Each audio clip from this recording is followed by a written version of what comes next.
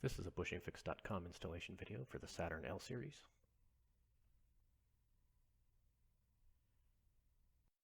It fits transmission cable ends that look like this, and we'll show you the other side, and that bushing should come out pretty easily, either by crumbling apart or pushing out. You'll want to take your cable end and take the bushing and press the bushing down from the top.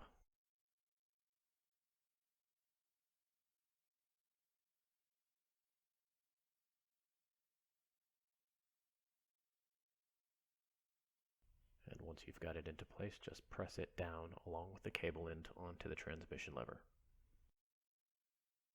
This is done off the car for illustration purposes, but you can do this in your car, and you can do it in about 10 seconds. I'll show you. Push the bushing down from the top and squeeze it onto the transmission lever.